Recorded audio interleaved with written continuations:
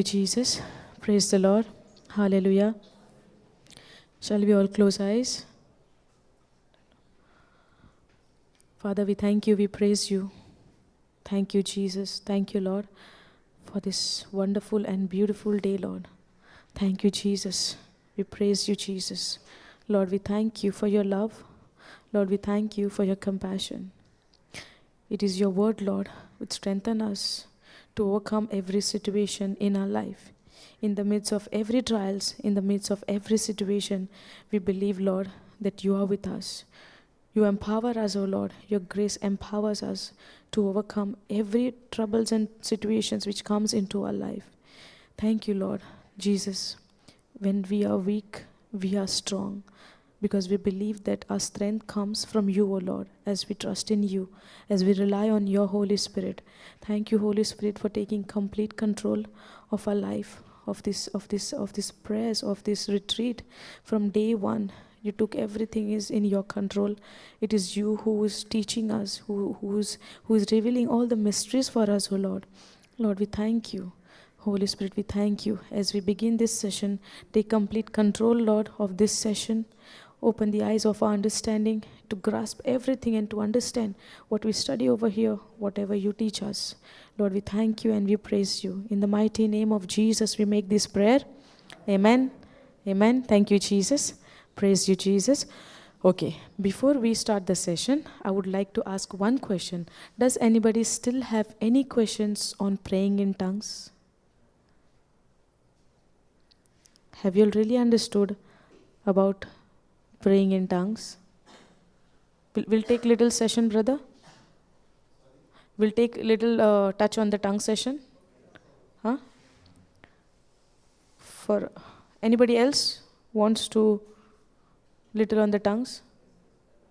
No tongues? Praise God. Thank you, Holy Spirit. We don't know anything, but you know everything, oh Lord. We thank you and we praise you. Okay, those who knows, that will be a revision. I believe that we will learn something more in that as we have a revision, because there are still people who, you all are new, no?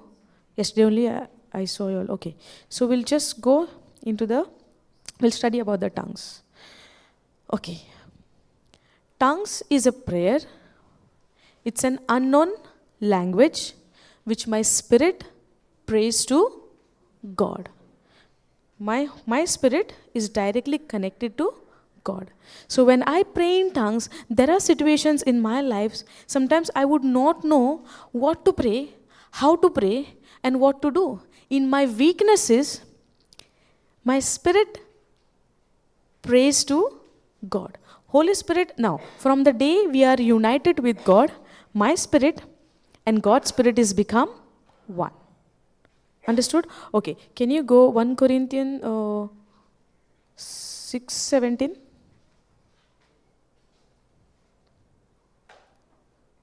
Thank you, Jesus. Thank you, Holy Spirit. Thank you, Lord. Okay. But he that is joined unto the Lord is one spirit. But he that is joined unto the Lord is one spirit. It means, have you all accepted Jesus as your Lord, God and Savior? Yes. Anybody is still not yet? Is it? No. We have all accepted Jesus as our Lord, God and Savior. Now, are we joined unto the Lord through Jesus Christ? Yes. Now what has happened? My spirit and Holy Spirit is become one. My spirit and God's spirit is become one. Understood? Now, but he that is joined unto the Lord is one spirit. So when we pray in tongues, it is not that you might be finding difficult, there are situation comes in our life where we don't know what to pray. Is it happened? Is it happened, this situation in your life? When we face some terrible situation in our life, some very difficult situation where you don't even feel like to pray. You don't even feel like to even say, God is so loving, God is so kind. We might even say, why God brought this situation in my life. Yes or no? When we say that, immediately we are opening doors to the devil. It means I am accepting that situation instead of commanding that evil spirit, the sickness, to leave and go. God has given us the authority. Yes or no? In Christ Jesus, now we have all the authority against the schemes of the devil. I can open my mouth and I can confess the word of God. That's why it says, no, submit to God and resist the devil and he will flee from you. If I was not supposed to resist and just, God will do everything. God will take care of it. Many times in a situation we must have said, it's okay, the situation like this, God will take care of it. God will do something about it. I had not done anything wrong to anybody, so no matter what is happening, God will take care about it. God will not take care about it. God has given us the authority to speak the word, to resist the devil, and then only he will flee from you, from your life. If God will take care about everything, then when Jesus was just finished his fasting, when devil came with the thoughts and told him, if you are a son of God, turn this stone into bread and eat. Because he knew that Jesus is hungry. But did Jesus listen to him? No. He did not even listen to him, and he also opened his mouth and he said, it is written. And he spoke the scripture. For the second time also he tried to deceive him. Again he opened his mouth and he spoke the scripture. Yes? Then third time he was trying again. Again Jesus opened his mouth and spoke the scripture. If Jesus wanted, he could have stayed in attitude, I am the Son of God, let's ignore him. No, if he would have ignored him, he would have come with something else. Yes or no? That's why Jesus is teaching us that we have to open our mouth, speak the word, resist the devil, and he will flee from you. But when the situation coming in our life, what we do? God will take care of it. God will definitely, he will do something by seeing that I am a very good person. Did ever came like this in your mind? In before? But it came, no. Before we have the knowledge of God, it came, no. Yes or no? Everybody went through this. Before we get into the word, we says, I have not done anything to anybody. I am very good to everybody. I am doing all the things what God had told me to do. So why this is things happening in my life? It's okay. God will take care about it, or God will see into that matter and God will show them. Did we said? We said it. I said it. I have said it. God will show them. It means what? I never understood my God. So God has given me the authority in Christ Jesus now to resist the devil. But before that we have to submit to God and resist the devil, and he will flee from me. So now why we reach to this topic is because when we say, when situation comes in our life, we immediately go into that thoughts that God will take care of it. And that time we might even say, why God allowed this into my life? Yes or no? Why God allowed to these things happen in my life where I am not doing anything wrong to anybody, where I have not done any harm to anybody. But when I say, no, I have not done this, I have not done that, that is also a sin. It means you are not seeing Jesus, what he has done for you. I am praising myself that I have not done this, I am very good, I am very good. Good is he. And because of him, I am good now. Understanding? So when the situation comes in our life, instead of praying to God, we complain, we grumble, we murmur. That's why God gave us little, easy way. Okay, you don't get the words to pray, you pray in tongues. Because your spirit knows what you exactly want. That's why praying in tongues is very, very important. When I'll give you my testimony. When I had heard first time the word of God, yes, I accepted, I believed it, and I started to act according to it. And then my journey started to study the word. But from month of September, October, November, December, Jan, Feb, March, April, May. From September to May, till May, I was studying the word. But still, I did not understood it that much. I was in a process of learning, and still I am learning. But then what happened? The tongues prayer, I got that tongues in the month of September, but I was not continually praying. Continually not praying. I was opening my mouth and speaking the words. And I was speaking the words, I was listening the word, I was writing the notes. All of these things I was doing. But continually I was not praying. Without stopping, I was not praying. Understanding? Then when I came here in the month of May, I really paid attention to the word of God. Because the foundation was already builded. Now that, that walls, the stronghold on the word of God was needed to that, to that wall. Walls need to be builded. Foundation was done, but the walls were not built up. So when I came here in month of May, in that residential retreat for 15 days, when he came for the first time, I listened the word of God. I paid more attention on the tongue session. Understanding? And then from that time, I felt like this is really needed. And this is what I was not doing. I was not praying. So from that retreat, from May till June and till today, I started to continually pray in tongues. And as I was praying in tongues, I saw the difference. I saw the changes taking place in my life. As compared to before, when first time I heard the word of God, till month of May, it was like, just going. But when from the month of May, I started to pray in tongues all the time. Even when I'm not doing anything, I was praying in tongues. Even I'm working and listening, I was praying in tongues. Until today, we are making that habit to pray in tongues because I saw the results, I saw the changes taking place in my life. And that was all when I started to pray in tongues. Yes, oppositions came, persecutions came, people spoke like, what is this? This is not a tongues, this is something else. Even not in the physical, not in my front also, but I heard people started to talk. When I told one of my friend about the praying in tongues session, she forwarded to her friend. Now her friend gave her the news, this is not tongues. This is not the language. This is nothing. This is jabba. What is this?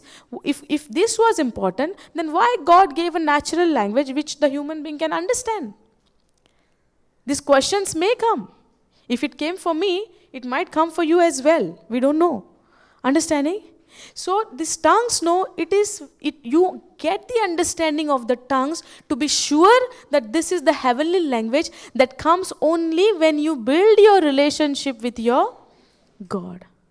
But without having a relationship with your God, you will not understand these tongues. You might speak in tongues, but somebody would come with some questions and something, our mind is again confused.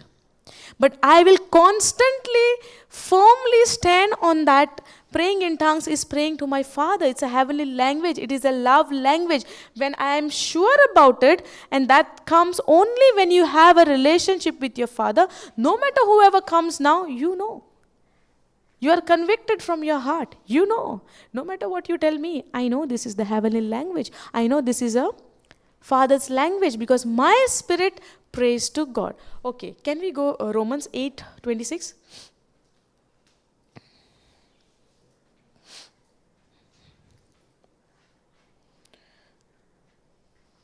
Thank you, Jesus.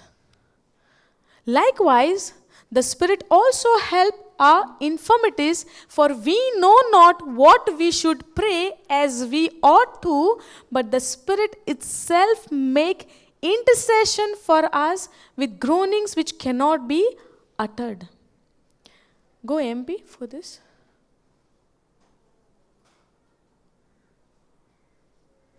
In the same way, the Spirit comes to us and helps us in our weakness.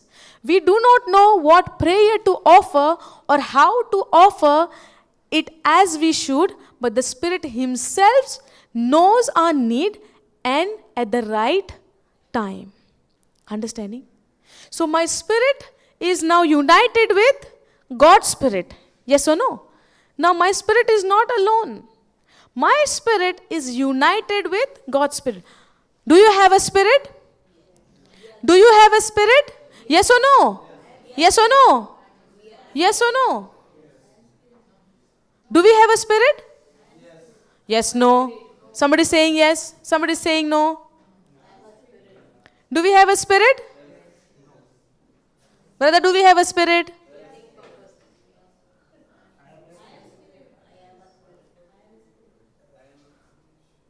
You are a spirit or you have a spirit? See, you take his class afterwards. We don't have a spirit. We are a spirit.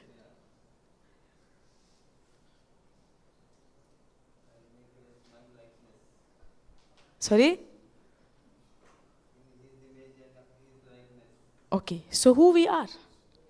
We are a spirit, and my spirit possesses a soul and lives in a physical body. Understand? So we are a spirit. So when we accept Jesus as my Lord and my God and my Savior, and I believe that He died for me and took my sin in His body on the cross and gave me God's nature and made me righteous. Understanding? Made me righteous. What is righteous? Right standing with God. Who gave me that? Jesus. And it is a free gift of God which I don't even deserve. Which I don't even deserve. But that came only through Jesus, what He did on the cross. Understanding? So we are a spirit. We don't have a spirit. We are a spirit. So when the divine exchange took place, Jesus took all my sin on the cross and He gave me a righteous nature, which is His nature in my spirit. Understanding? In my spirit. Now, when the day I accept Jesus as my Lord God and Savior, in my spirit, I'm instantly become new. Yes. The corrupted nature, the sinful nature is already nailed on the cross. Correct? Now, in the previous scripture we saw, my spirit and God's spirit is now become one. Correct?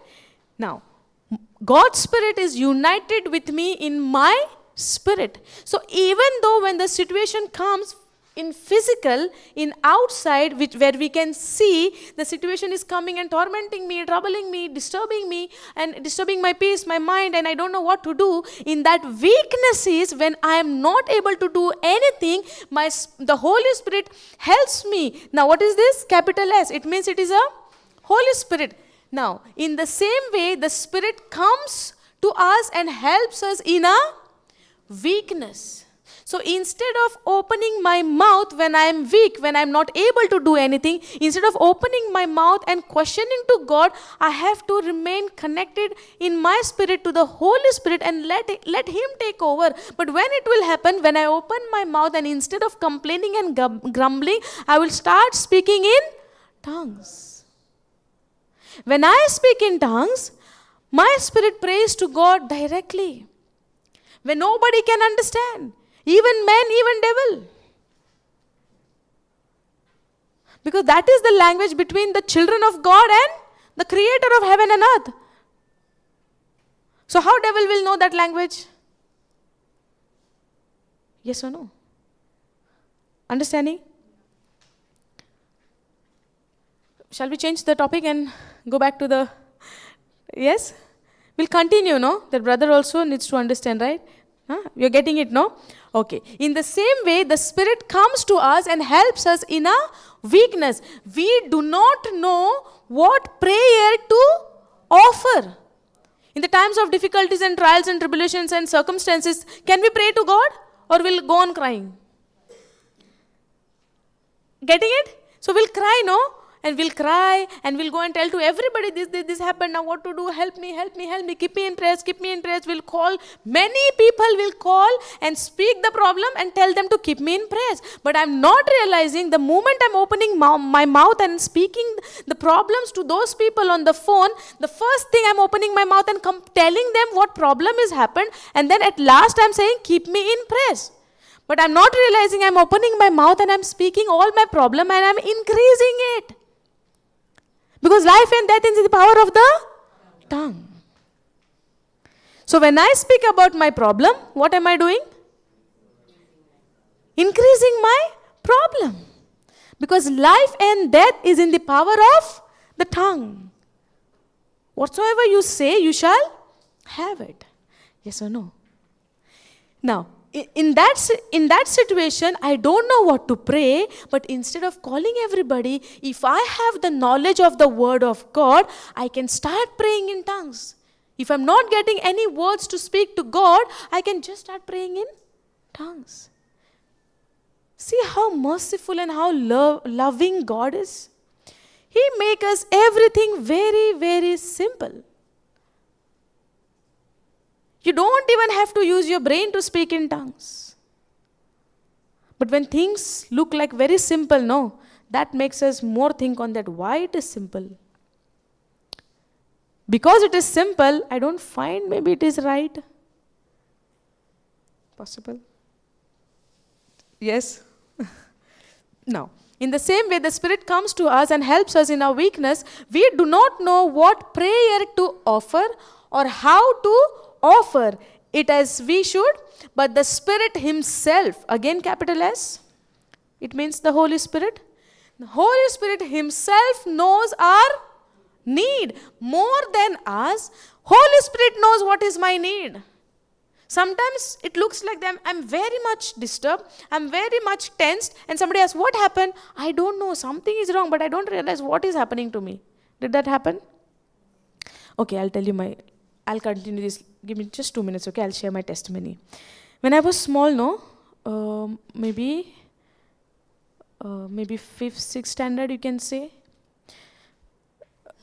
I think I was 7th or 6th, 7th, like that only in that age, okay? I don't remember exactly. But I was small, I was going to school. You know, when whole day, I was very joyful, I was very happy. Even the situation of the house situation is not good, but we were children. No, we don't focus more on that. As long as we get the food, correct? Then, and most of the time our parents would not even, mothers would not even show that things are not good in the house for the children, because they don't want children to get into tension or something like that. But the main motive is let them focus on the studies. Correct? Agree, no? So when I was small, whole day I was very joyful, very happy. All the activities I'm doing, running, playing, everything. But the moment the sun starts to setting down, I don't know what was happening to me. I used to get in terrible fear. My heart is to beat like anything, and I don't know what is happening to me. And I don't even know how to explain this to anybody so that somebody could help me in that.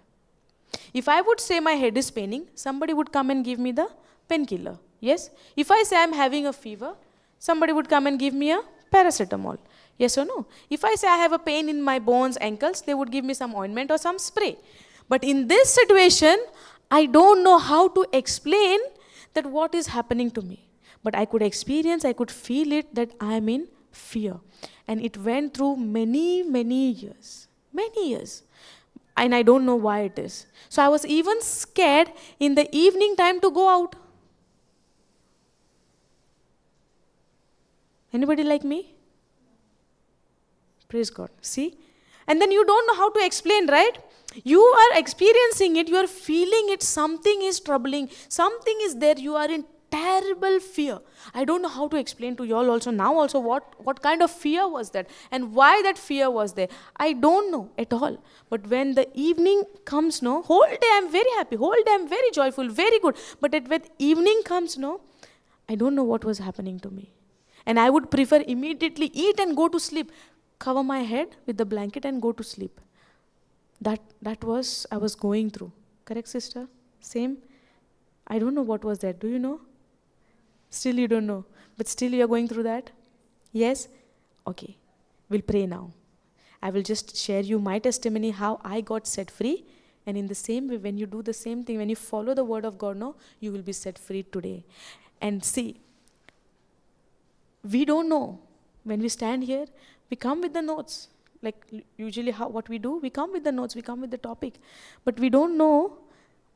Holy Spirit knows, but we don't know what is going in your life. We don't know. But the Holy Spirit knows our need and at the right time what to speak. So this topic came, I don't know whether I shared this testimony before. I really don't know. I don't think so. I can't remember. But today I believe when you said, no, you're going through this till now, this is for you.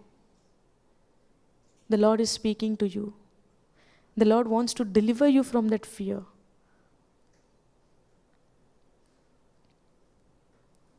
Thank you, Jesus. Thank you, Holy Spirit, for taking complete control of every moment, every second. Then when I was going through this,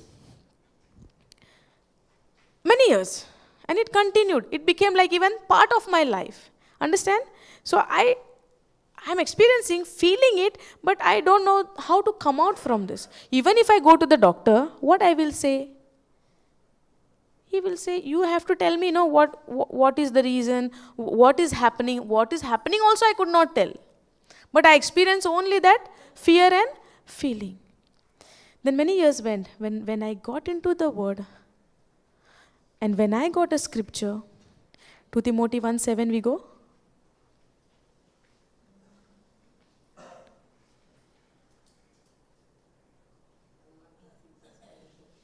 Seven.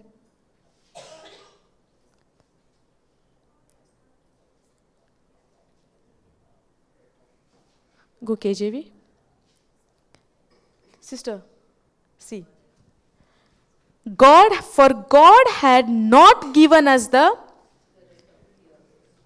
small spirit, small s, it means it's not the Holy Spirit. It's a spirit of fear. All of our life we are thinking fear means feeling. Yes? Worry means feeling. Understand? But the word of God is teaching us fear is a spirit and it is a demonic spirit. Understanding? Getting it? For God has not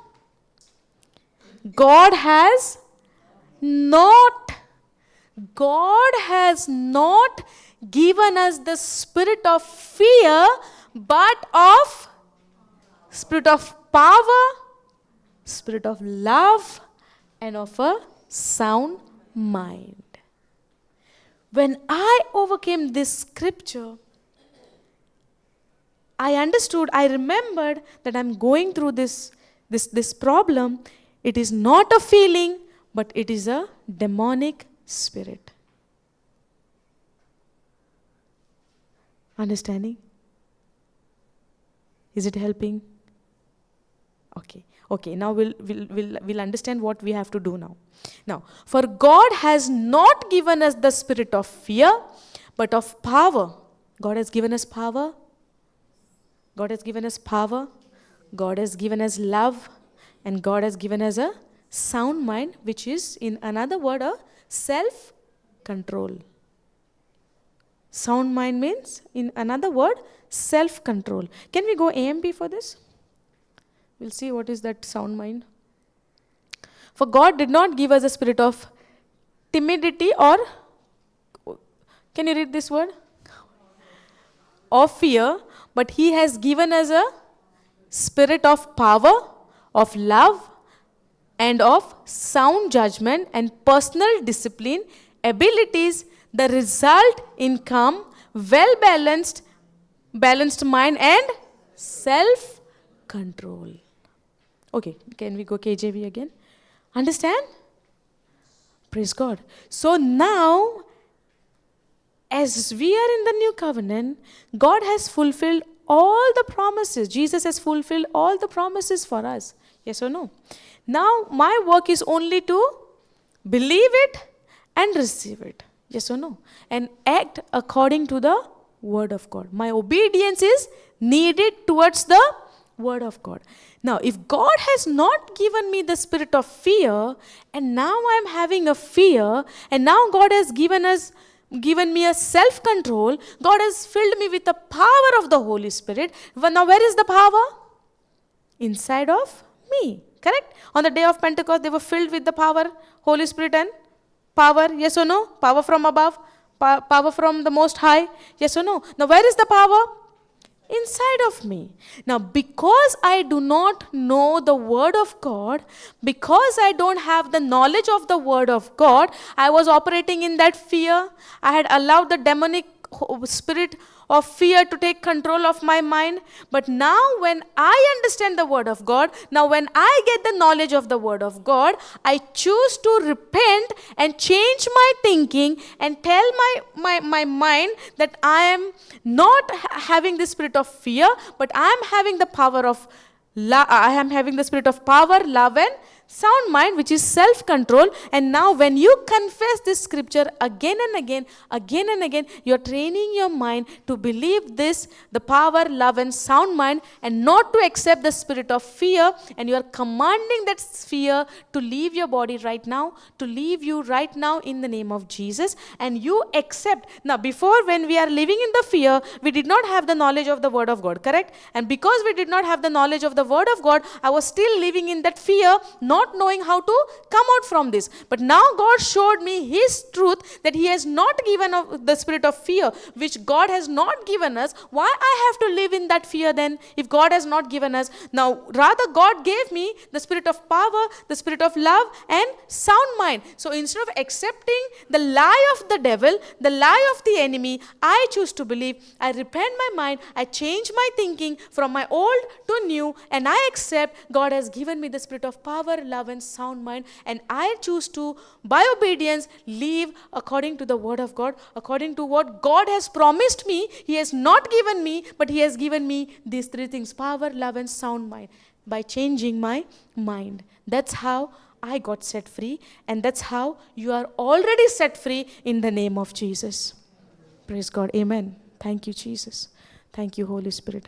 Now you understand how the Holy Spirit is working in our life, how we are led by the Holy Spirit. Yes or no? I never knew that you have this problem. So many sessions I did, but never came this topic that I would share the spirit of fear. We were in the tongue session, no? Actually, I had come with topic of faith, which we could continue where we have finished, no, previous 2 days. And I had come here with the topic of faith, but suddenly I saw that brother and I thought like we should go in the tongues. And from tongues, where we are landed up into? Fear. This is how the Holy Spirit works. That's why we should be led by the Holy Spirit. And to be led by the Holy Spirit, I have to walk in the Holy Spirit. Are you understanding? That's how we have to surrender, because my life is not my life anymore. I am crucified with Christ. My old person, my old me is crucified. Now it is Christ who lives inside of me. And when I believe that Christ who lives inside of me, when I accept this truth and I, by obedient, I walk in that, I am led by the Holy Spirit. He takes control of everything.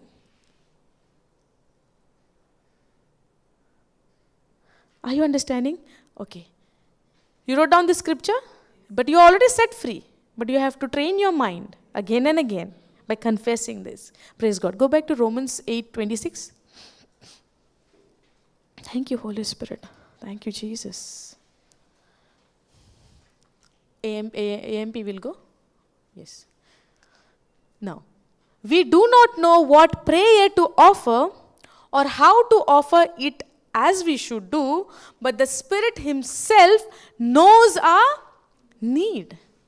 Like how He knew the need of that sister, what she's longing for, what she's going through. We did not know, but the Holy Spirit knows our need, and at the right time. And at the right time. Right time intercedes on our behalf with, what's that?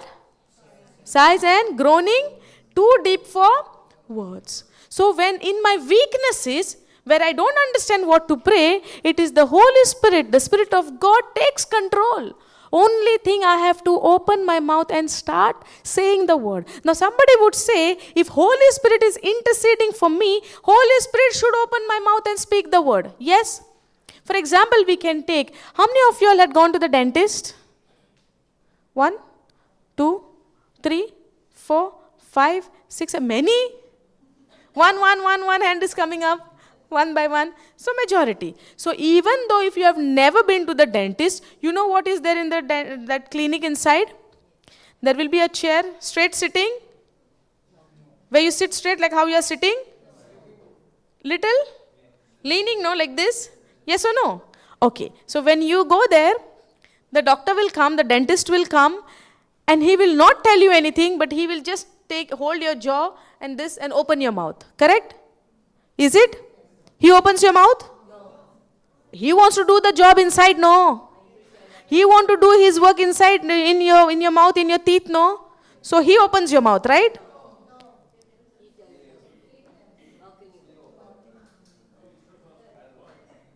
He instructs us to open. But does he touch our mouth and he tries to open? No. If we don't open, will he force us to open? He will force. He will touch your mouth and he will open it by force.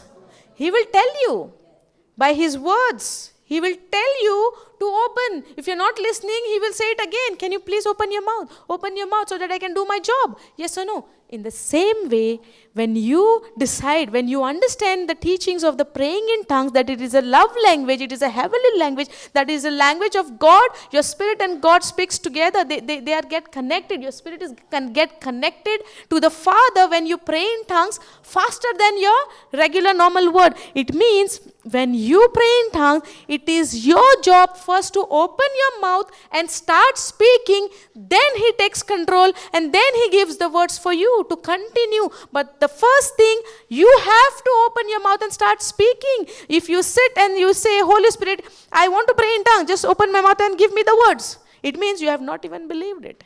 You missed somewhere. You missed somewhere. On the day of Pentecost, when the Holy Spirit came, they were filled with the Holy Spirit and they began to speak in different languages as the Holy Spirit gave them utterance. When they opened their mouth, then the Holy Spirit gave them the utterance. But first, they opened their mouth. But when I began to use my mind, use my natural knowledge, why, how I know what words I'm speaking, then somebody even might think that, is these words are correct? Am I saying a right word? But my tone is not coming like that sister's tone. My neighbor is not praying with this kind of tone. Am I saying it correctly? It means what? You are allowing your mind to control your thinking. Understanding? Understanding, brother? Okay. So this understood? But the Holy Spirit himself knows our need and at the right time intercedes on our behalf. So no matter what situation is coming in your life, no matter what is happening in your life, allow the Holy Spirit, tell him, speak to him. Holy Spirit, you take complete control because I don't know what to pray. Be with me, help me, and start saying, Shishalala Baba Nakana Hi Andalada. Say it. Then you will go on. You will go on. Because he will start giving you the utterance, the spoken words. He will give you. But I have to show that I have a faith that I believe in the praying in tongues. Understanding? Thank you, Jesus. Okay, can we go 1 Corinthians 14:2?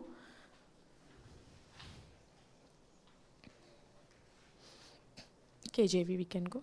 Yeah. Now, for he that speak in an known tongues. Known tongues. What is known and unknown? Now, whatever I am speaking to you, whatever I am saying the words, is it known or unknown?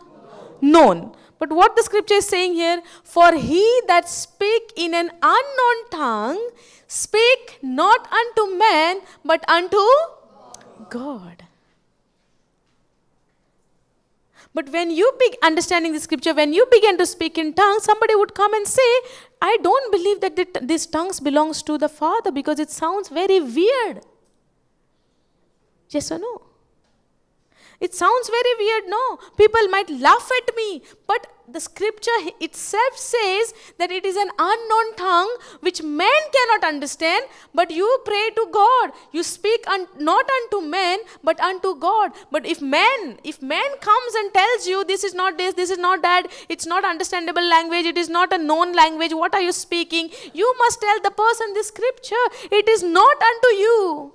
When somebody comes with a question for you, when you pray in tongues, you must tell to that person, it is not unto you, but it is unto God, because my God understand that. No man understand that. Understanding? For no man understand him. When you pray in tongues, the man will not understand you. But if any man is coming to you and saying, this is not a tongue, this is not this is not that, God never told us to speak, blah, blah, blah, blah, blah. No. It's not like that. That time I have to have a right knowledge of the word of God to tell that man, it is not for you, it is not unto man, but it is unto God. For no man understand him, howbeit in the spirit he speaks mysteries. Understanding? So when you pray in tongues, the people would say a lot of things to you. They will come against you. They will make fun of you. They will laugh at you. They will question you. They will mock you. There are a lot of things they will do for you. But if you know your God in your spirit, if you know that Jesus is your Lord God and Savior. Okay, we'll go to another scripture, but let me finish this. What Jesus said, we will see. But here one second. For he that speaketh in an unknown tongues, he speaks not to men, but unto God. For no man understand him, howbeit in the spirit he speaks the mysteries. Okay, can we go Mark 17? Mark 16, 17.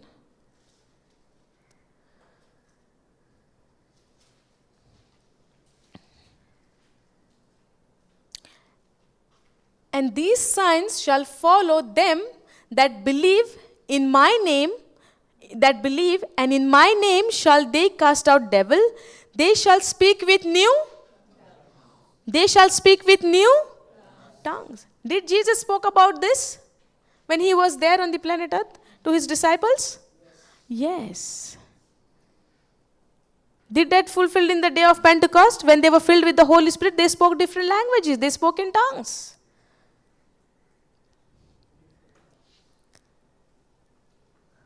Are you understanding? Did Jesus said that? Yes. Okay, can we go back again to 1 Corinthians 14:14?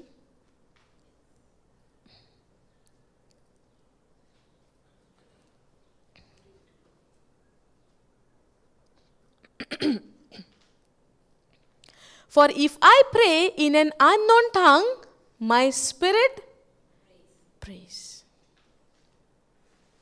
When I speak in unknown tongues, when I pray in tongues, my spirit prays, but my understanding is unfruitful. But my mind is unproductive. Your mind will be there, but it's nothing to do with your mind. So there is no need of using my brain, using my mind, using my thinking. Why this language is like this? Why God said like that? Why people are questioning me? No. Let it be unproductive. Your mind is unproductive. The verse itself says, when you pray in tongues, if I pray in an unknown tongue, my spirit prays, but my understanding, which says my mind is unproductive. Can we check that translation? Compare, we go. For if I pray in tongues, my spirit prays, but my mind is unproductive because it does not understand what my spirit is praying.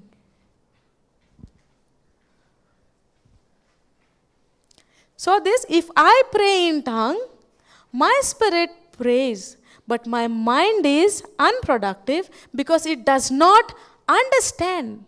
It is unproductive. It does not understand what my spirit is praying. So no need me to understand what I am praying. There is nothing to do with my mind. Let the mind be there only. Let me start praying in tongues, because the Bible says, the scripture says, the word of God says, your mind does not understand what your spirit is praying.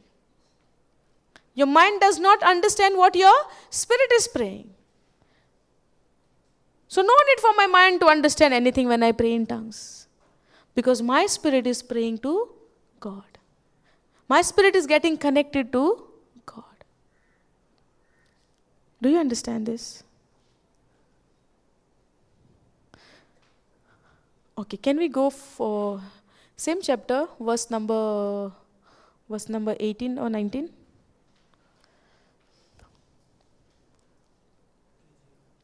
Yeah, go KJV, huh?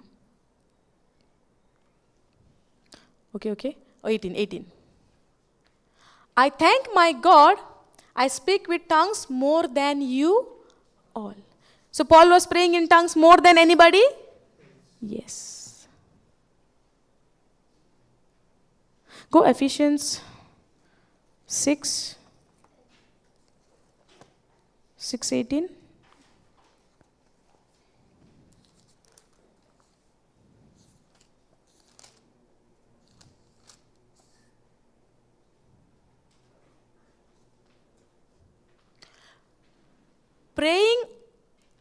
Praying always with all prayer and supplication in the Spirit. Praying in the Spirit is praying in tongues.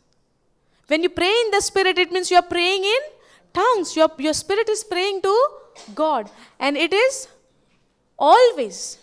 Praying always with all prayer and supplication in the Spirit, and watching thereunto with all. Can we go for this word, another translation? Interceding in prayer.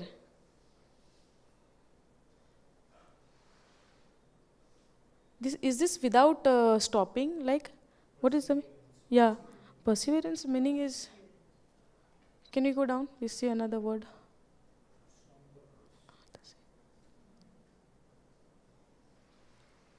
Praying, okay, go that. Praying at all times in the Spirit. Now, praying all time in the Spirit, it means I am supposed to pray in tongues all the time. Are we praying? Are we praying all the time? Yes? Are we praying all the time in praying in tongues?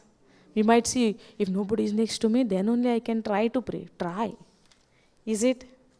It happens, no? In the beginning, when I was in a journey of learning this praying in tongues, I was very conscious if anybody is next to me, if they are listening to me. But as I study the Word of God, as I allow the Holy Spirit to take complete control, now it doesn't matter who is in front of me or not in front of me or whatever it is, I don't mind whoever is saying anything. I don't mind, because my focus is on Jesus. If my Jesus said, they shall have a new tongues, yes, I have that new tongues. Because my spirit is praying to God. More than people, I choose to believe in the written word of God.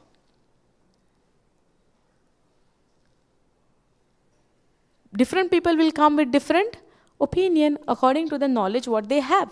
But if I have the right knowledge of the written word of God, nobody can come and give me some another knowledge. Yes or no?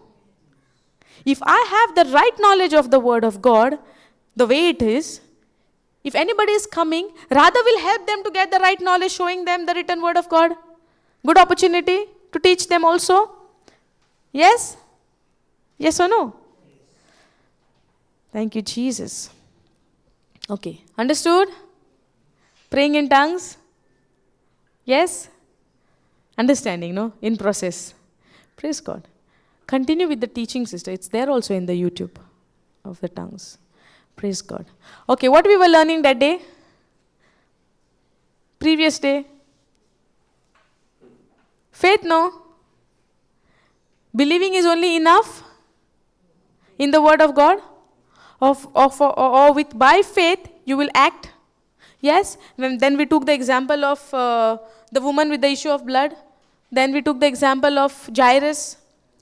Yes, no? When we took the example of Jairus, we took the example of that woman. They believed, they heard the word, they believed, and they put that into action. And the action was shown that they stepped out from their house and they came to Jesus. And whatever she said, if I touch Jesus' clothes, I would be healed. And when Jairus even said, if you come to my home and pray on my daughter shall live. She is on the age of death. But did she died? Yes. Did Jairus give up? Did he got into fear when he heard the message? No. So we need to build our faith in that way. And how faith comes? By attending a lot of retreats, the faith will come. Yes, but what the Bible says? By hearing and hearing. So even though I am at the retreat, even though I am not attending the retreat for some my personal problems maybe, but the hearing part we have to do all the time. Praying in tongues all the time. Praying in your spirit all the time, because the word of God says. And that's how when we pray all the time in tongues, the Holy Spirit will take over and He will teach you all things. What Jesus said, all the things of the kingdom of heaven. Thank you, Jesus. Okay, can we go Luke 5:17?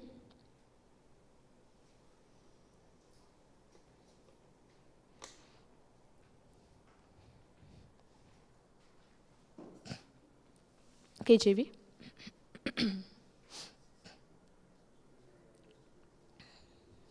Jesus heals a paralytic. Jesus heals a paralytic. Have you all heard this before? Yes.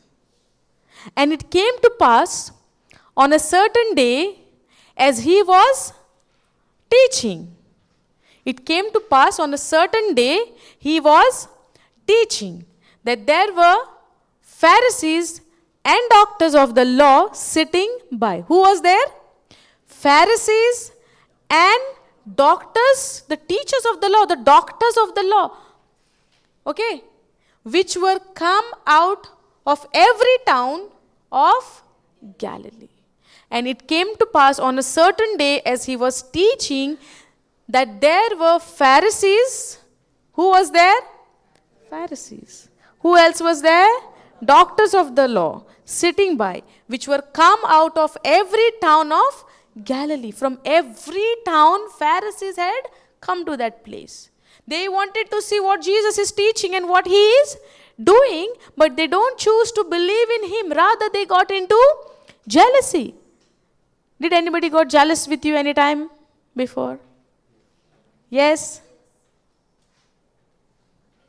Yes or no? Now no? Now no? See, you call me and you message me. I'll put this recording on then to show you. Now you're saying no. Did anybody got jealous with us any time? No? You don't know? You never came to know? I comes to know every day.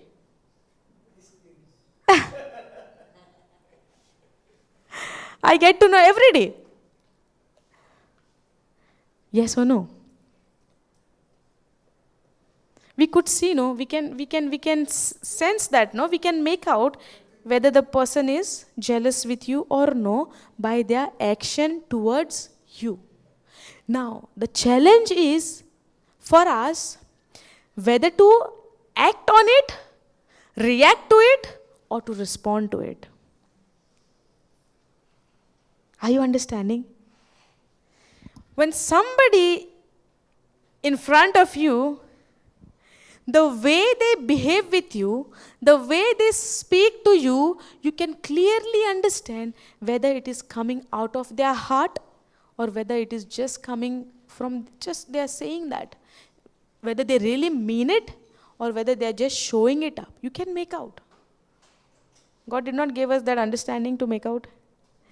Oh, only I can make out that. So say no. Everyone can make out, no. Now if I come to you and if I talk to you like this, but my face expression can talk more than my words, no. So you can understand she's genuinely listening to me or she's just making drama in front of me. Yes or no? We can make out. Understand? Praise God. But now choice is mine, whether I will react or I will respond with love. Yes or no? Praise God. Okay, and it came to pass on a certain day. Now these people were gathered there, doctors and Pharisees, and they came from every town. They loved Jesus? Because they loved Jesus, they had come? No. They just want to see what he is doing, how he is doing, and if Jesus is doing anything wrong against the law, they could catch him because of that. They were not happy and loving with him. They were jealous with him because everybody was behind Jesus. They were jealous with him. Now, as you are in the Word of God, people might be jealous with you as well. Be ready for that. But you will operate in love. You will not react to them. Because Jesus never reacted to anybody. Rather, he gave just love and mercy. Yes or no? Now, the Pharisees were there, doctors of the law were there, everybody was there. They came from every town of Galilee and Judea and Jerusalem. And the power of the Lord was present to heal them. Can we go down? And behold, men brought in a bed a man which was taken with a palsy. He was paralytic man. And they sought means to bring him in and to lay him before Jesus.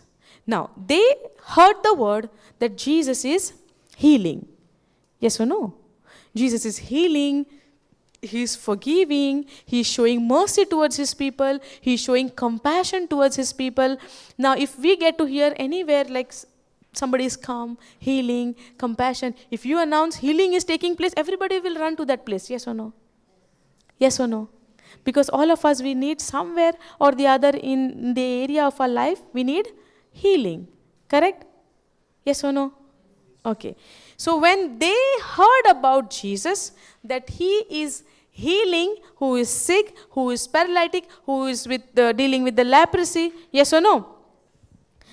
And they sought means to bring him in and to lay him before him. They want to get this man and to lay him before Jesus so that Jesus can heal him. Correct? Go down. And when they could not find what way they might bring him in, because the multitude, because people are come from Judea, Jerusalem and Galilee. From every town, people had gathered over there. Yes or no? Now, and when they could not find what way they might bring him in, because the multitude. Now, what they are thinking, if they want to, if they brought that man to Jesus, they can lay that person in front of Jesus. Now, in here maybe, and that Jesus could heal him. Now, the belief is what? If they bring that man to Jesus, Jesus will heal this man and he will be healed. They heard the message, they took the action to bring that man to Jesus. Cleared? Now what is there?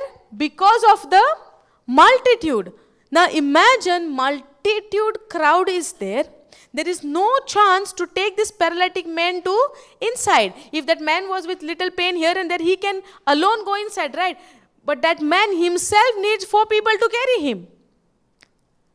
4 person to carry and the 5th one is him. So 5 people to cross in the multitude is possible in the crowd. We can make that imagination, When a person is paralyzed, somebody has to carry him. We don't know whether he is very fat or what, heavy, we don't know. Might require 4 people from every 4 corners to carry him inside. Yes, 4 people plus that man. 5 people needs to go to Jesus to lay him in front of Jesus. Now, because of this multitude, they cannot enter. And when they could not find they could not find the way that they might bring him in because of the multitude, they went upon the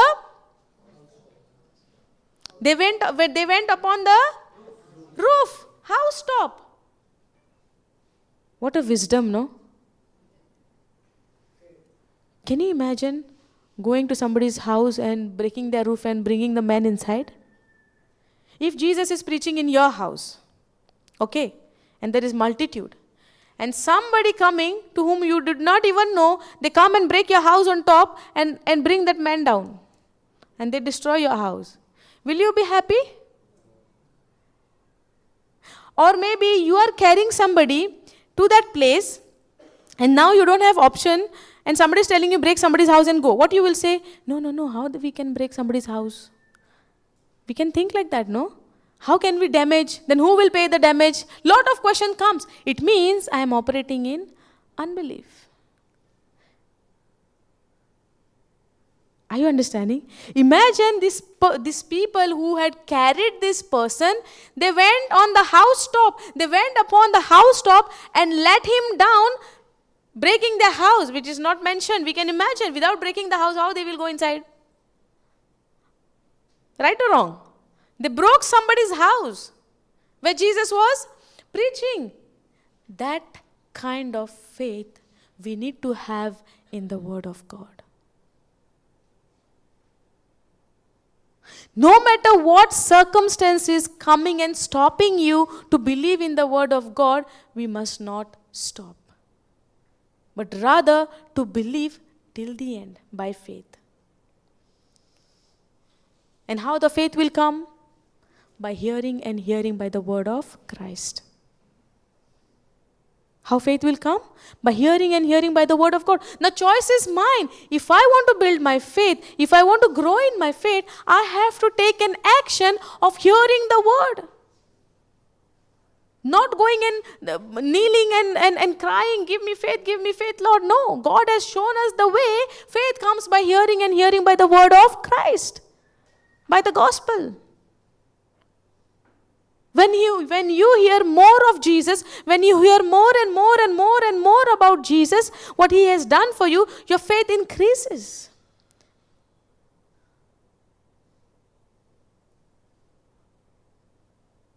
When they heard about Jesus, that Jesus could heal them, now they are seeing the crowd. Not possible. The house is covered all around. Not possible at all to go there. But they showed their faith. We are not going to go from here. No matter the crowd is there, we will not go until we receive our healing, because we believe that Jesus could heal him alone.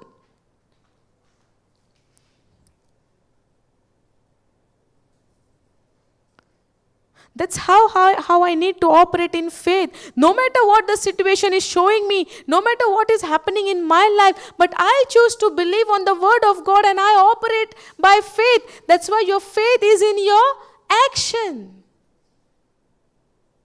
Without action, it is not faith. I can see this problem, but yes, I see this problem, but I operate in faith. I command, I confess, and I command to this problem, and I say, by the wounds and stripes of Jesus Christ, I am already healed, and I operate in faith and do not believe in that pain, because I have already commanded it, cast it out. And I operate, even though I'm feeling there is pain, but I choose to operate in faith. That is your action. By believing that you are already healed.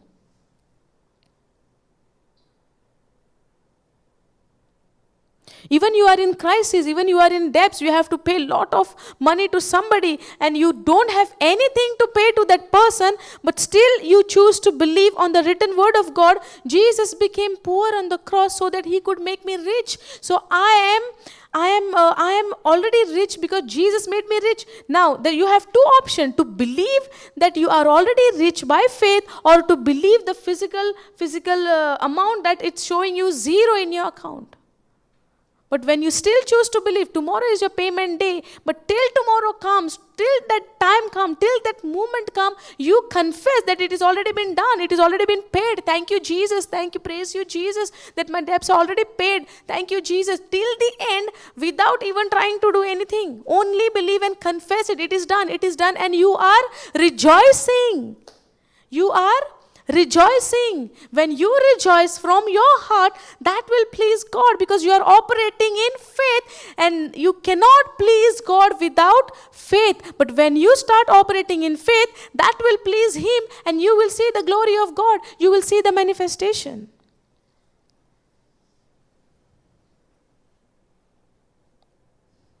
But what will happen to us? We will be into fear. We will rejoice at the same time, calling 100 people, can you help me? Can you help me? Can you do this to me? We will try to do that. We will confess at the same time we are in fear. Now, finding a way is not a problem, but your heart condition matters. Are you in fear whether it will be done or no? That matters. In your heart, what you believe? Do you believe in the written word of God, or I believe the physical situation where I can see? Now this is the problem. No way to get out of it. But which is not possible to man is possible to God.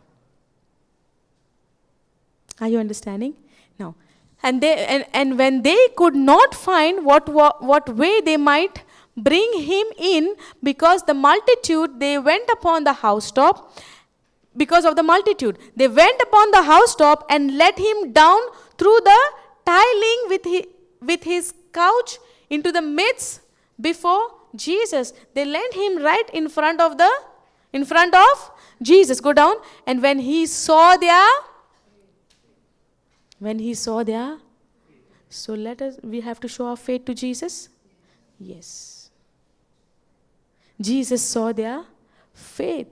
If we would have been there, oh, too much crowd, let's come tomorrow. Tomorrow he might be somewhere else preaching, no. Somewhere else teaching, no. So we'll go there. If they would have done that, were they operating in faith? No.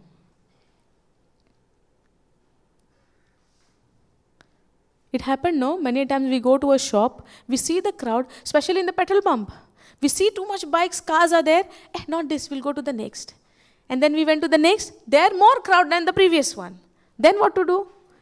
Now if you take a chance to go a little further, Bon Poteli Gadi Fude also. Possible? It happened? It happened with us also. Now it happened. What you did?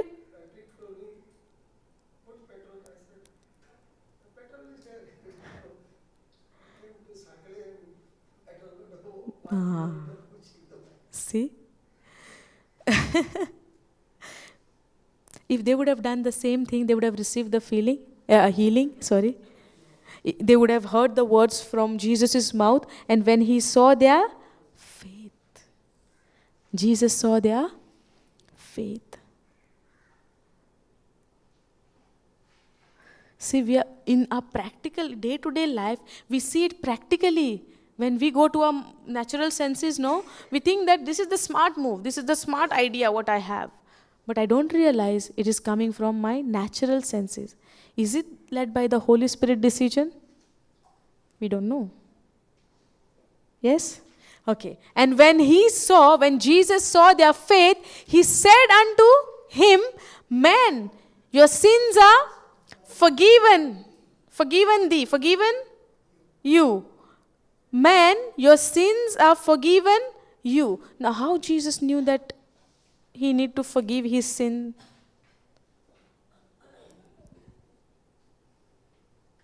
Okay, can we go next line? And the scribes and the Pharisees began to reason, saying, who is this which speaks blasphemies? Who can forgive sins but God alone?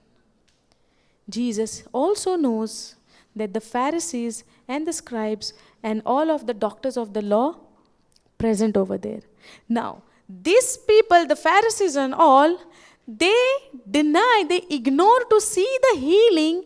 They deny to see that what kind of faith they are operated into. They even took a decision to climb on the rooftop and put that man down in front of Jesus. That kind of faith they had. They believed in Jesus, that Jesus could heal that man. And Jesus said, previous verse, and Jesus said, he saw their He saw their faith. Now what we learn over here? What we learn over here? It is the faith itself. The only thing pleases God is faith and not my unbelief. Now where the focus of these Pharisees went? Who can forgive sins except God? Do they accept Jesus as God? No. But how they would, when they see that only unless God is not with him, it is not possible for him to create a miracle. Yes or no? Devil is doing the miracles? Yes? Somebody said yes.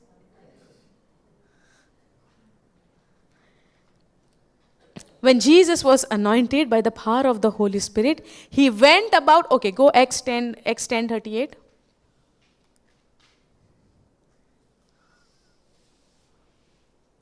Sickness is from God? No. Now, 38. How God anointed Jesus of Nazareth with the Holy Ghost and with power, who went about doing good. Jesus went about doing good. Yes or no? So when he healed that man from his sickness, he was paralyzed, and Jesus healed him. Is that possible that it comes from the devil? No. He went about doing good. So healing that man, was that bad or good? So where should be our focus? When somebody do good or somebody do bad? But where is the focus of the Pharisees? Who is this man who is saying your sins are forgiven, except only God can do that?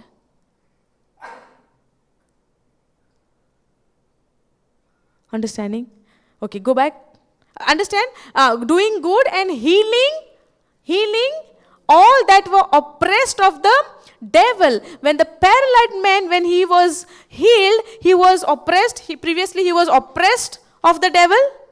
He was oppressed of the devil, no. From that, Jesus healed him. Jesus went about doing good, healing all that were oppressed of the devil. For God was with him. Who was with Jesus? God was with him. Without God being with him, can he create the miracles? Can he perform the miracles? Can he heal the sick? He was the anointed one. He was the, how God anointed Jesus. He was the anointed one with the Holy Ghost and with power which is from above. Are you understanding? So now when we say, I am anointed, highly favored, she said, yes? She said, no, we are blessed. How are you? Anointed. Are we anointed? Yes. We say that we are anointed. But when Jesus was anointed, he went about doing good and healing all that were oppressed of the devil, for God was with him. Now when I confess that I am anointed, God is with me? Yes. How many times I went out and went about doing good and healing the one who was oppressed with the devil? I got scared of the devil and I ran home. Somebody is possessed somewhere. When I go to see to cast out the demon, I saw the action, I ran away.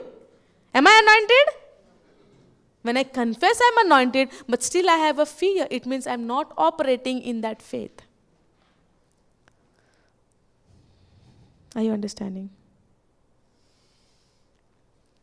Now, what it says over here, who went about doing good and healing all that were oppressed of the devil, for God was with him. Go back to the previous Luke chapter.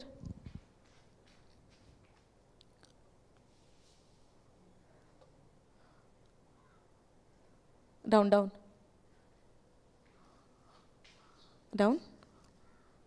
And And when he saw their faith, he said unto him, Men, your sins are forgiven you. And the scribes and the Pharisees began to reason. They began to reason, saying, Who is this which speak blasphemies? Who can forgive sins but God alone? What the previous verse says, Jesus was anointed and God was with him. They are not seeing that he has healed that paralytic man, but they are seeing him as, who is this man who can forgive sin? Because they caught up with the forgiving sin word when Jesus said that. Are you understanding? God was not with Jesus? Yes. That's why he went about doing good? No. He was filled with the power of the Holy Spirit? Yes. He was anointed? Yes. Today I am anointed? Yes. Do I have the power? Yes. Do I have the authority? Yes. So whom am I waiting for to go out and cast out demons and help people? And go and do about everything good? Why I am waiting? For whom I am waiting? I say I am anointed. I say I am highly favored. I say I am blessed. I say everything. Everything is of Jesus is mine. But when Jesus was blessed, he went on doing good. So when was the last time I went about doing good? Thank you, Jesus. And the scribes and the Pharisees began to reason, saying, Who is this which speaketh blasphemy, who can forgive sin but God alone? Go down. But when Jesus perceived their thoughts, he answering said unto them, What reason you in your heart? Whether is easier to say, Your sins be forgiven you, or to say, Rise up and walk. Go down. But that you may know that the Son of Man had power upon earth to forgive sins. He said unto the sick, to the palsy, I say unto you, arise and take up your couch and go into your house. Thank you, Jesus. Thank you, Jesus. Praise you, Jesus. So are we anointed? Yes. Praise God. Thank you, Jesus. In the same way, in the book of, in Abraham's life, we saw how he operated in faith. Yes or no? That was before the law. Now these Pharisees, praise God, these Pharisees, they were full of the law. Yes or no? How a physical man who was born in Nazareth can heal the sick by the power of God? Were they looking at him in that way? When Jesus said, I am the Son of God, they would say, who is this man? He is blaspheming. Yes or no? Correct? But were they full of the law? They were obeying the law. They were following the law, but they missed in listening what Jesus is speaking about. Sometimes we have our own philosophy in our mind, right? The worldly system. Yes or no? We have our own thoughts. We have our own thinking. We have our own ways. Yes or no? But when the word of God, when we study, it becomes contradicting. It becomes opposite.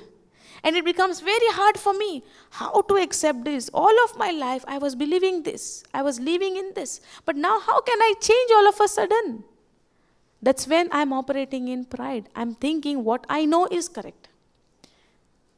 And I began to use my intellectual knowledge to work the word of God. But the Bible says the natural man, how the Pharisees, they were a natural man. They were in their physical. They could not understand what is happening. They know that without God's power, this is not possible, but they are not realizing that because of the God's power, he can do it. Because they are natural, no. They were not seeing what Jesus is doing. They were not listening what he's speaking, but they were saying that we are doing good. So where was their focus? Their focus was on the law, but at the same time their focus on themselves, that we are doing good and they are doing bad. Many a times we have that habit to point out others, but not realizing same thing I'm doing. Yes or no? Have you seen in the office? Anybody had that office experience? Worked in the office? You know where there are many your colleagues are there working with you. Everybody is with a different position, different task doing. Yes or no? And according to that, they are getting paid their salaries, right? If you are little higher, you will have little extra. If you are little lower, you will have little lower. And if the peon, then you figure out what would be the salary. Yes or no? But now in that office, everybody is showing goody, smiling face. But at the same time, competition inside. When I will get chance to get into that chair? Did it happen? It happens, right? In a natural, we get into competition. When competition comes, you get into jealousy and you are waiting for that one opportunity when that person will make mistake. I will go to the boss, I will complain about him, I will show the proof and I will I will take that seat. Without even asking, I want that seat. The boss will think what? This is a very genuine staff of mine who showed me who is doing what. I'll remove that person and give this person that seat. And then what happens? And then what happens? Will he be succeeding in that position forever? No. See, the evil strategy, he will show you outside for the first everything good. Like how he showed to the Eve. When he said, if you eat, surely you will not die. What he gave her? The guarantee, the promise, you will not die. Surely you will not die. But he did not tell, he knew if she eat, she will die in the spirit. Devil knew that. If Eve is eating that, she will die in the spirit. And the relationship what the man and God had in the spirit, that will got disconnected. But Eve is not realizing. Eve is not realizing that if she eat that fruit, that she will die in the spirit. Because she got engrossed. If I eat, I will be like God. I will have the knowledge of good and evil. Wow, I want to eat that. I want to try that. It happens, no? After eating that, what happened? Guilt came. Shame came. Condemnation came. Did the devil inform them these things will come in you after eating the fruit? See, understanding? That's what is happening till today in our life. Now, Eve fell for that temptation. Why? Because she was not continually continually meditating on the God's word. If she would have done that, she would have recognized the voice of the stranger. When we try to do, when the evil comes, in the office example, when we took, the evil will come. He will show you everything good. You will get that chair, your salary will be increased, then you can have a little better life, whatever you are having now, you will have a little better life. Today you are going to for your work on the bike. When you get that chair, your salary also will be increased, and instead of traveling in the bike, you will travel in the car. Yes, but when he do that, he will get everything, but at the same time, he will live in guilt and condemnation. That is the work of the enemy. That is his strategy to deceive you. Yes? Now over here also, they were thinking about themselves. We are good. We keep the law. We obey the word of God. But they don't realize that if God is not with him, how he can do this? They were in pride. They were self-centered. I am good. They are not. That's why I don't know which scripture it is, but we know, all of us, we know, I think, that story. When the Pharisee, when he goes to the temple, he goes inside. And the publican was outside the temple. Luke 18 it is. Let's go there. Look, in the same chapter. Luke 18. Praise God. Luke 18. Hallelujah. We'll understand his situation also, no?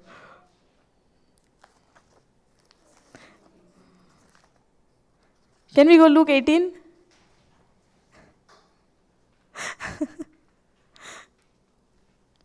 Verse number?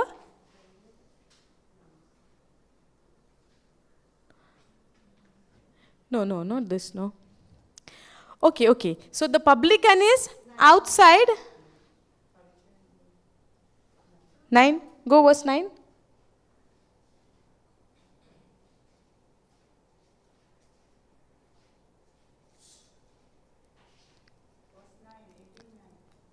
Luke 18, verse 9.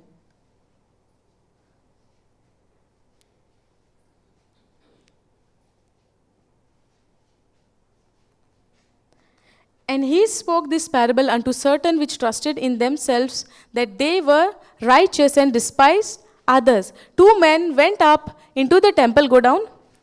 2 men went up into the temple to pray, the one a Pharisee and the other a publican. The Pharisee stood and prayed thus with himself, God, I thank you that I am not as other men are. Where is the focus? himself means I am righteous. No. And he pointing out to others. The Pharisee stood and prayed thus with himself, God, I thank you that I am not as other men are. Can you read somebody? Extortioners, unjust, adulterers, or even as this publican. Go down. I fast twice in the week. I give tithes of all that I possess. And the publican standing afar off would not lift up so much as his eyes unto heaven, but smote upon his breast, saying, God, be merciful to me, a sinner.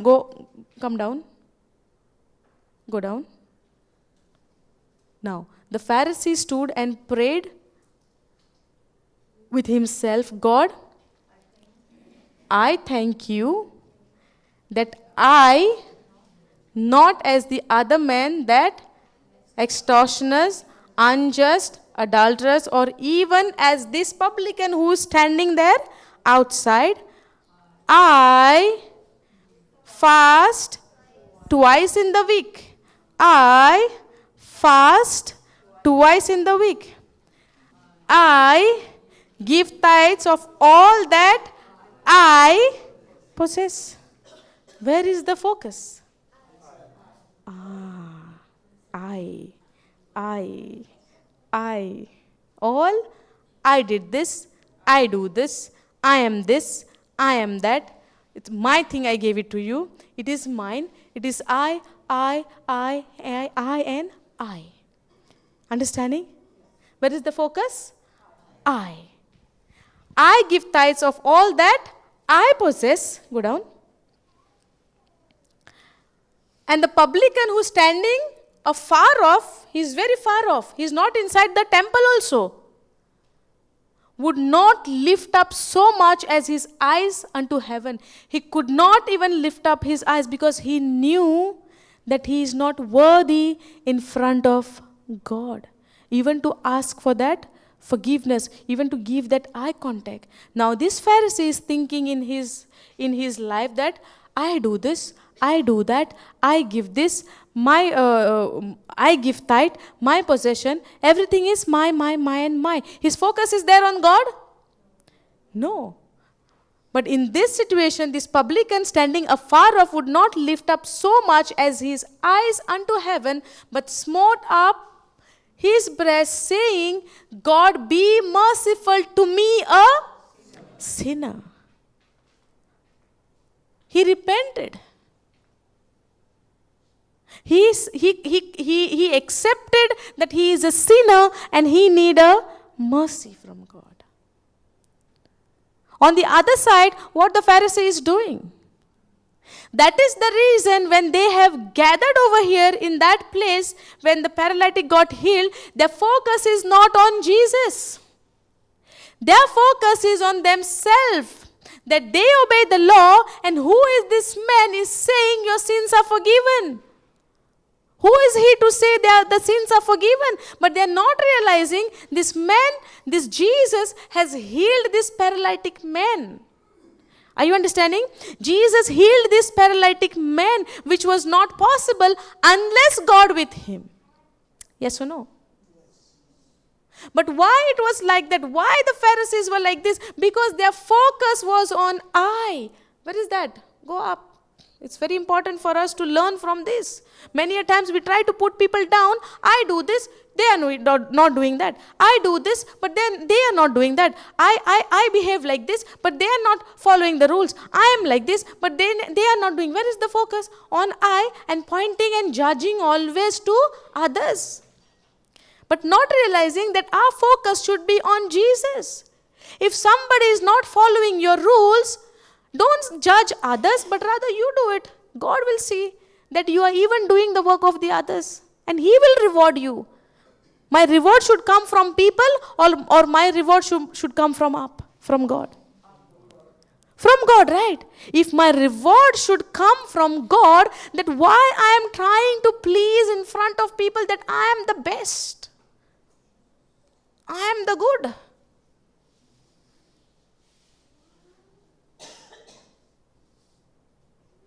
It is same like the Pharisees. He is telling, I fast, I give, I possess. I do this, I do that. This is my rules. Everybody should go according to this rule. This is the law. Who gave the law? God himself gave the law, right?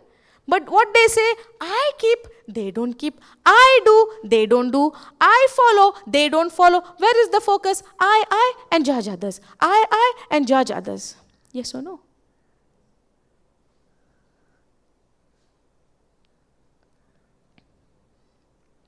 It's a big challenge as we live in this world. Every day is a battle.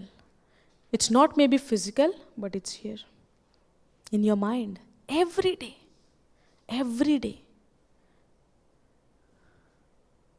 Because of the love of Jesus, what we experience in our life, we have to forgive and we have to say, Lord, for your name's sake, no matter what comes, I know you are with me even in this situation. And it is your love what strengthens me to overcome this situation. आमचे short circuit जायना. When things are not going or somebody is coming unnecessarily without me doing anything, when somebody is coming and trying to point out fingers to you, short circuit जायना आमचे तोकलेन आमका कितें we get aggression जाता न्हू आमका. Why? I'm not doing anything. Why these people are coming again? That is the battle. That is the battle. Now, how much Jesus would be irritated? Because he knows the thought of the Pharisees. He knows what they are thinking of. Jesus would have also thought, no, I'm doing a great miracle because God is with me. If God was not with me, it was not possible. Now, this is happening because of the Lord is with me, and yet you all are thinking about that I'm doing blasphemy and this and that. He could have got into offended. But did he allow? Did he allow the strategy of the devil to deceive him, to get into that offend? No. His focus is on, he was anointed, he went on doing good. He came to teach us the mystery of the kingdom of God. That was the main motive for him to come and to take that cross. If he would have allowed by his natural senses things what is happening through the Pharisees to him, if he would have allowed that, was it possible for him to go on the cross? No, he would be self-centered, no. But he was God-centered.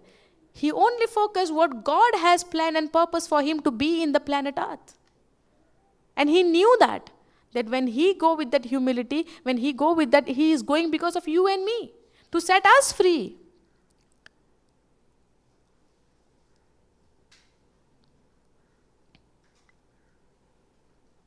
Yes or no? Go down.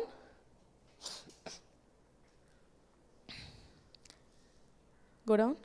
Now, where is the focus of the publican? On the Pharisees?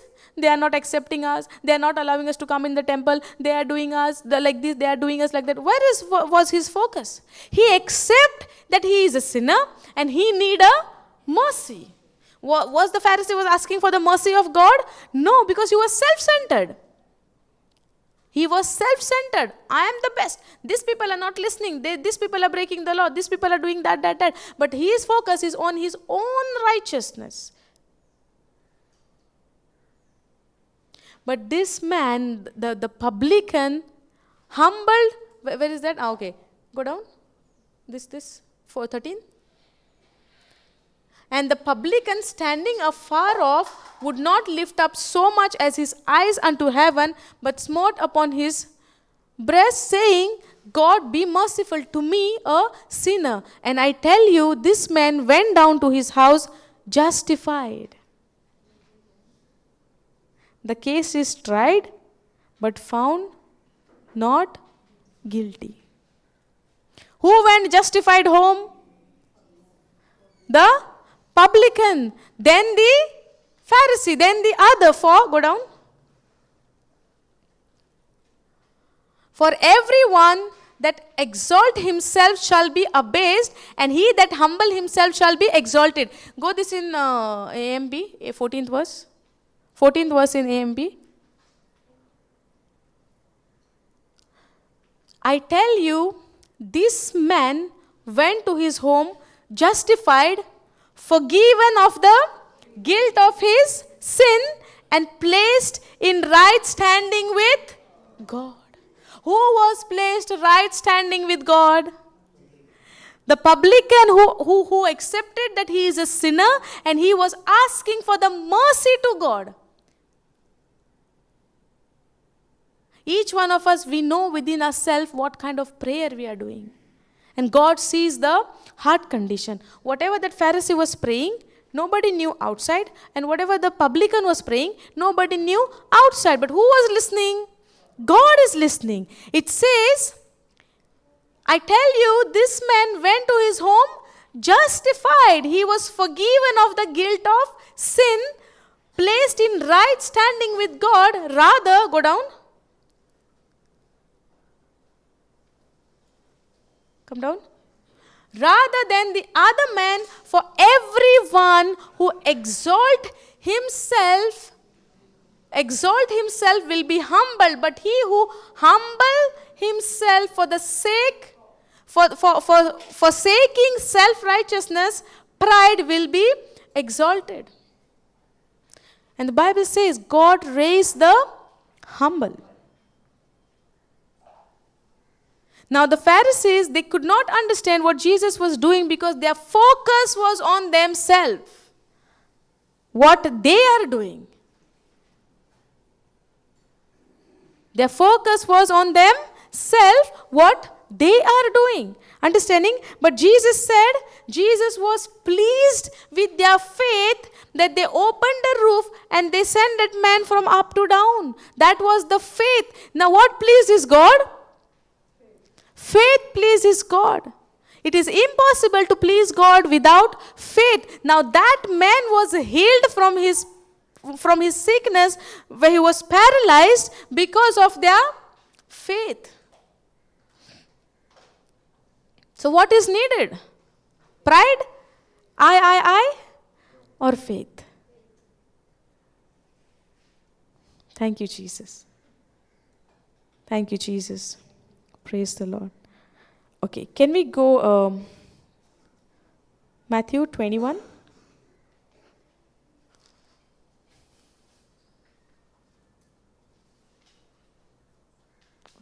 Go down.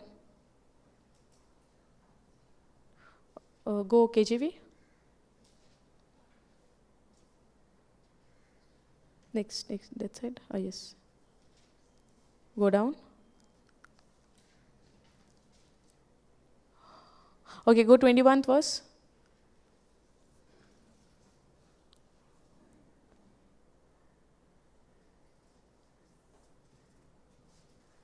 Go previous. Go up. Go up. Jesus curses the fig tree. Now in the morning, as he returned into the city, he hungered. He was hungry. Go down. And when he saw a fig tree in the way, he came to it and found nothing thereon, but leaves only, and said unto it. What is it? Yeah, but usually we use it for what? Things. They can speak. Can I call it for this podium? Can I call it? No. Can I call she? Can I call he? No. What should I say? It. Can this speak to me? Yeah? You come and speak and show me. Can this talk to me in physical? No. Can I say this podium said to me like this? No. Now here it says, where you went? And said unto it. When the said is coming? I said something. You said something. Means you are talking. It means Jesus is talking to the fig tree. Can you talk to the tree? Yes? Now you can talk? And what the tree will say to you? You will Say or said. You can say to the tree, get up from here and go there. And it will go. Okay, we'll practice down. We'll tell the coconut tree, you be uprooted and go somewhere else and be planted. We'll try. We'll try. We'll see. Try or we'll see. Definitely. Yeah, by faith. By faith. By faith we'll say. Yes. And you will believe in your heart that it will happen. And you will close your eyes. And I believe that it is already done. You see, it's still not happened. Praise God. Okay. And when he saw a fig tree in the way, he came to it. He saw the tree and he came to it. It means he was near to the tree? He came to it. Yes or no? Am I close to you? But I'm coming closer to you. And I said to you. And then you will reply to me. So I will go to a tree and I will speak to the tree and the tree will reply to me. But the tree spoke to him first. Are you understanding? The tree spoke to him first. And when he saw a fig tree in the way, he came to it and found nothing. When we go to any kind of tree and we see, right, there is no fruit, there is nothing, will we go close to that tree? Can we see the fruit from far? Yes, right? No? Yes. Without seeing the fruit from far, how can we go to pluck that fruit? We can see, no, even in the night time, you will be able to see the mangoes, you know. Even in the night time, that mango you could see. Really? I used to do that. Night time I used to go and see. And then when the breeze used to come, no, the mango used to fall and then we used to run with the torch to get it. You all did that any time? Yes? Praise God. And when he saw a fig tree in the way, he came to it. He came to it. He came to the tree and found nothing thereon, but leaves only. But when there is leaves, there should be a fruit. Yes or no? If there is no leaves at all in the tree, that means there is no fruit. But Jesus saw the leaves. And Jesus believed that there should be a fruit as well. And as he was hungry. We saw that in the previous, no? He was hungry. And when he saw a fig tree in the way, he came to it and found nothing thereon but leaves only. And he said to the tree, he said to it, let no fruit grow on you henceforward forever. Did he curse the tree? Yes. Why was that? Because this tree tried to deceive Jesus. He saw it from far and he saw the leaves and Jesus is believing that there will be a fruit. Now this tree, it is not written, okay, but we can understand. This tree spoke to Jesus, see, you saw my leaves and you thought that I have a fruit. The tree must have deceived Jesus. And Jesus came to the tree, he came to it and found nothing. Now what Jesus is doing? He cursed the fig tree and he said to the tree. It means when he said to the tree, it means the tree spoke to Jesus first. Without the tree speaking to Jesus, Jesus will not say. A fig tree in the way, he came to it and found nothing thereon but only leaves. The leaves must have spoken to him. The leaves must have spoken to him. See, there is no fruit and you came to me. No fruit. It means he got deceived over here. And then he said to it, let no fruit grow on thee henceforward forever. And presently the fig tree withered away. We'll see it down. And when the disciples saw it, they marveled, saying, can we go down?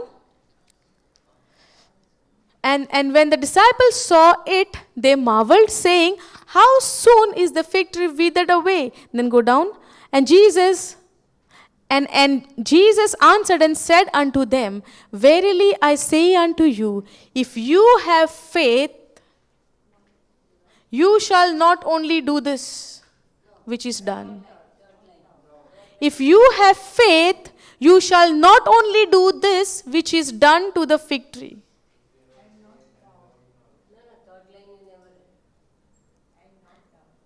And verily, verily, I say unto you, if you have faith, you shall not only do this which is done to the fig tree.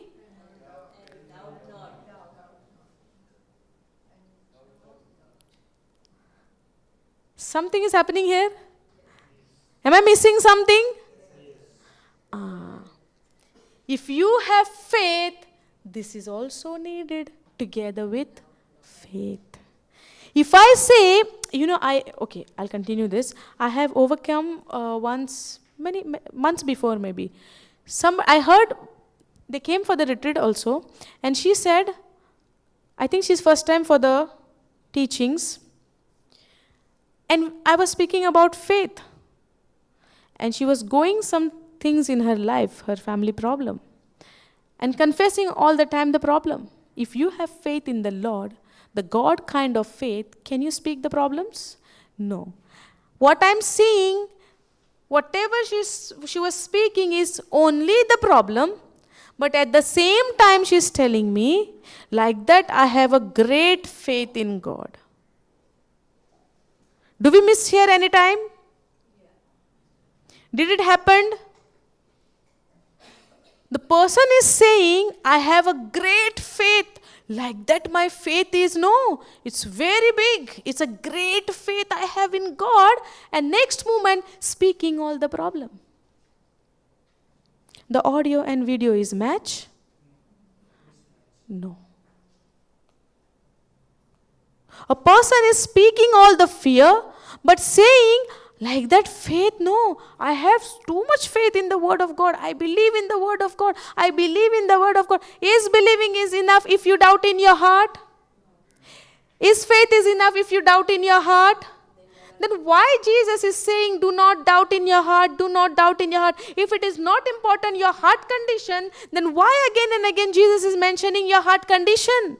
Because what is happening in your heart, only God can see. That's why I'm not seeing the result. And then I started blaming God. They are receiving back-to-back success in their life. But what is happening with me? I'm doing everything. I'm listening to you. Where is the focus? I. And maybe there is doubt also into the word of God. Why happening to them? Why not happening? When the why comes, it means there is a doubt in your heart. Yes. Not you, me also. All of us. We are all here to study the word, right? So now if doubting in your heart, if the heart condition is not necessary, was not important, why Jesus is saying, speak to the mountain, command the mountain to be uprooted and fall into the sea, and do not doubt in your heart. So does the heart condition matters? Yes, I have a faith, but I have a doubt in my heart. I believe in the word of God, but still I doubt in my heart. I still have a question. It means you are doubting from your heart. Question we can have. There is no problem in having a question. But sometimes when we have a question, doubting in the word, sometimes we have a question because I want to understand more. Heart condition matters? Yes. Many a times, when we try to give the word to others, the first question somebody would ask, if there is God, why very bad things is happening in this world? Yes? If God is there, if He is the creator, why these things are happening? It means what? You still don't know your God. It means we still don't know, we still never tried. And when somebody told me about this, I told that person only one thing. The why things are happening in your life, you need to have a desire to know your God first and then get your answers. Without knowing your God, without not opening your textbook from your school, how can you answer? How can the textbook can speak to you? You need to open it, no. You need to read it, no. For that you need to have a heart desire to know your God.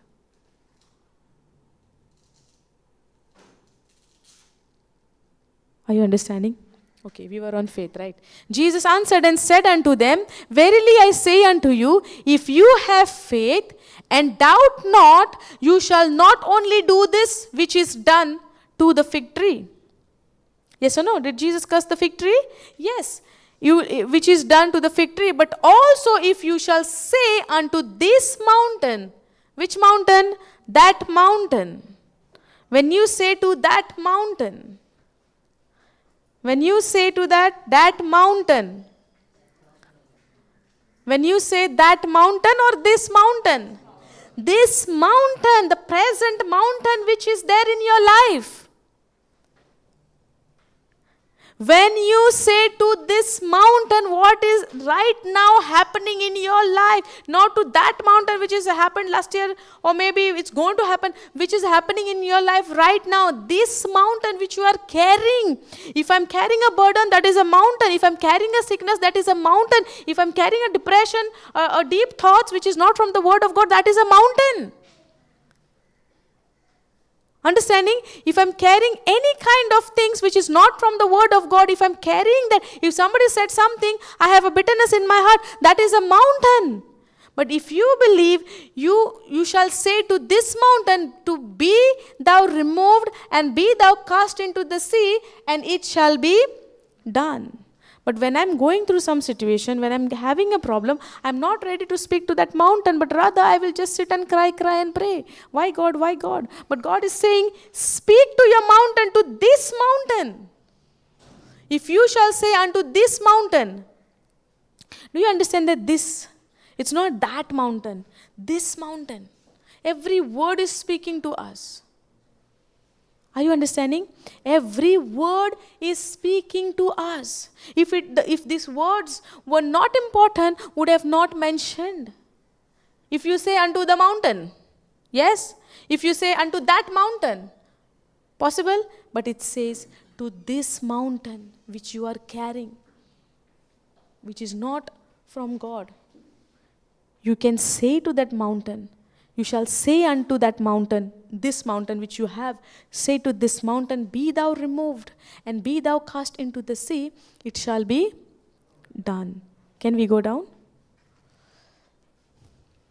And all things whatsoever you shall ask in prayer, believing you shall receive. And all things whatsoever you shall ask in prayer, believing you shall have it. You have to believe. You have to believe first. Are you understanding? Go to the 21st verse.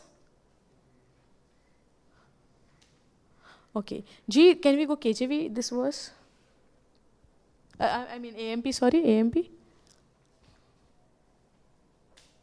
Jesus replied to them, I assure you and most solemnly say to you, if you have faith, personal trust and confidence in me, which is in Jesus, and do not doubt or allow yourself to be drawn in two directions.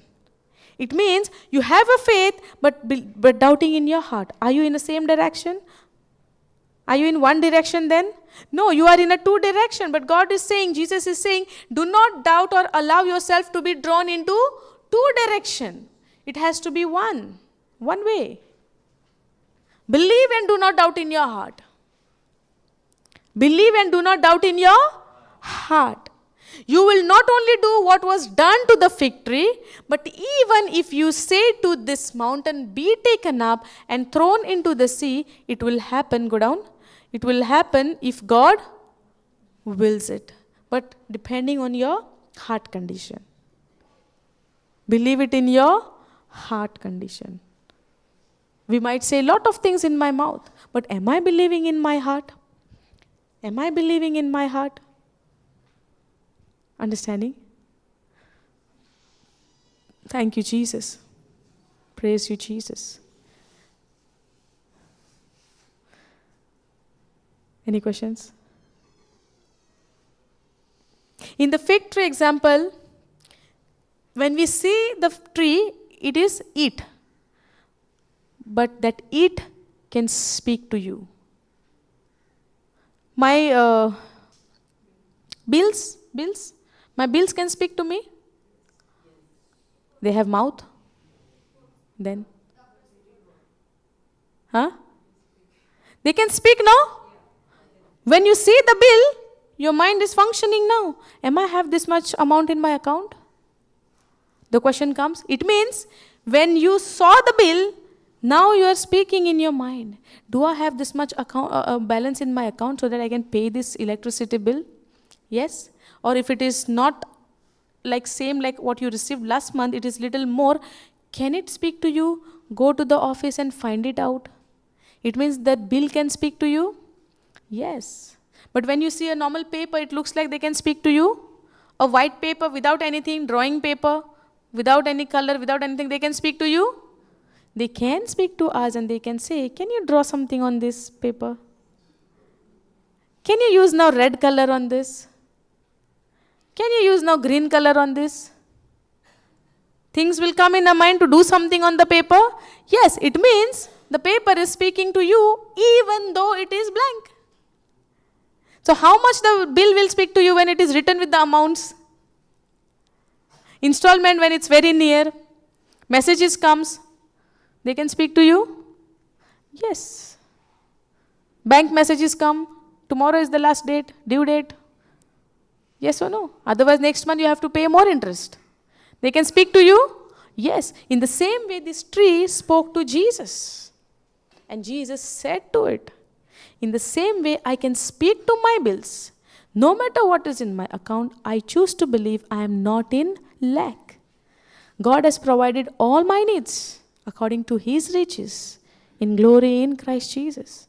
So when the it spoke to Jesus, Jesus also replied. In the same way, when your bills are talking to you, you should also reply to the bills. No matter what is there in my account, I choose to believe that I am not in lack.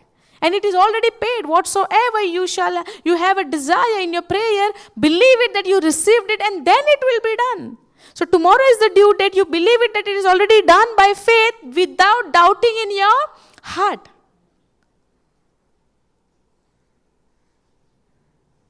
Confusing? Looks like. Really not confusing? Getting clear? Praise God. Thank you, Jesus. Doctor's report. You said no? Doctor's report. Can the doctor's report can speak to you? Yes. The doctor is giving you little problem. Okay, it shows in the report you have this problem. By the time you reach home, how much you are thinking on that report and increasing that problem? So the report spoke to you?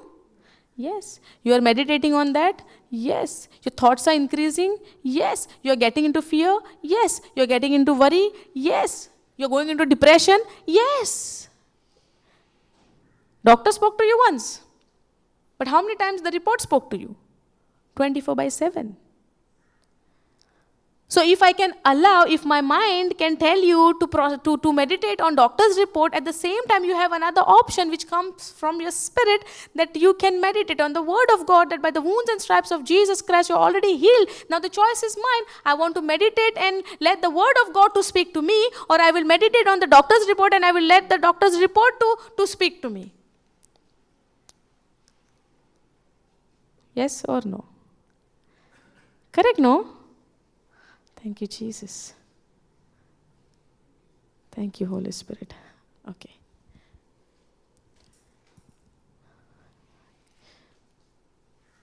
Any questions? Praise God. Shall we all close eyes? Thank you, Jesus. Thank you, Holy Spirit, for taking complete control of this session. Lord, we thank you. Lord, we praise you. Father, we believe that every questions are being answered into these teachings of yours, into your written word of God, Lord. Thank you for helping us to understanding. So many baggage we were carrying from very long time, Lord, and never knew how to get answered from those questions. But today we believe that it is you who's answering us through your written word of God, Lord. Lord, we thank you. Lord, we praise you. Jesus, we thank you for teaching us.